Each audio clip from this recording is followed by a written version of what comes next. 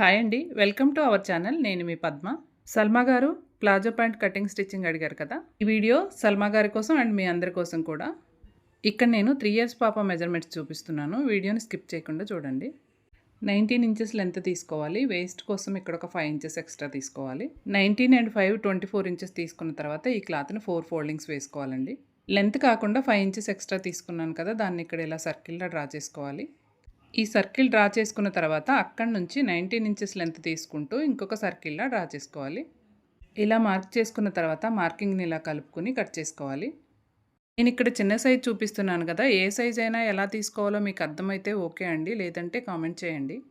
ఏ size వాళ్ళకైనా ఎలా measurement తీసుకోవాలో, ఎలా కట్ చేసుకోవాలో చూపిస్తానండి. స్క్రీన్ పైన మీకు కనిపిస్తున్నవి కిస్తా మెజర్మెంట్స్ అండి. ఈ ప్యాంట్కి ఫుల్ ప్లేయర్ వస్తుందండి. వేసుకున్నప్పుడు చూడడానికి స్కర్ట్ లాగా అనిపిస్తుంది, నడుస్తున్నప్పుడు ప్లాజో లాగా అనిపిస్తుంది. ఇప్పటి వరకు నేను లైనింగ్ క్లాత్ కటింగ్ చేసి చూపించాను. నేను తీసుకున్న క్లాత్ పల్చగా ఉందని లైనింగ్ వేస్తున్నాను. లైనింగ్ క్లాత్ లెంత్ కంటే original cloth 2 inches length extra తీసుకోవాలండి. మిగతా అంతా యాజ్ టీజ్గా కట్ చేసుకోవాలి. క్లాత్ని 4 foldings వేసి కట్ చేశాను కదా, కట్ చేసిన తర్వాత ఇలా వస్తుంది. లైనింగ్ క్లాత్ని ఒరిజినల్ క్లాత్ని ఇప్పుడు నేను చూపిస్తున్న పార్ట్ వరకు అటాచ్ చేసుకోవాలి.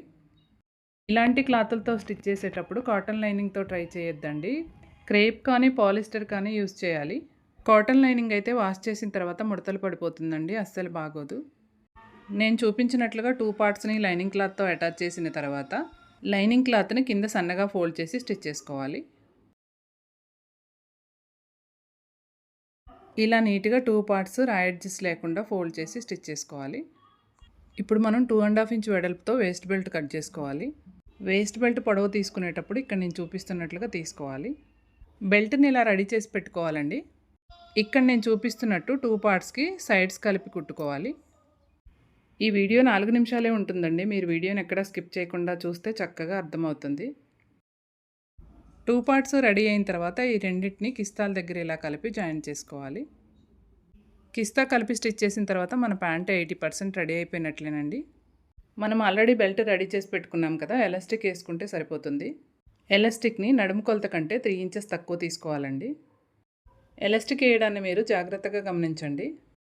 నేర్చుకునే వాళ్ళు ఎవరైనా మీకు ఒకవేళ టీవీలో ప్లే చేసి చూసుకునే అవకాశం ఉంటే తప్పకుండా టీవీలో ప్లే చేసి చూసుకోండి.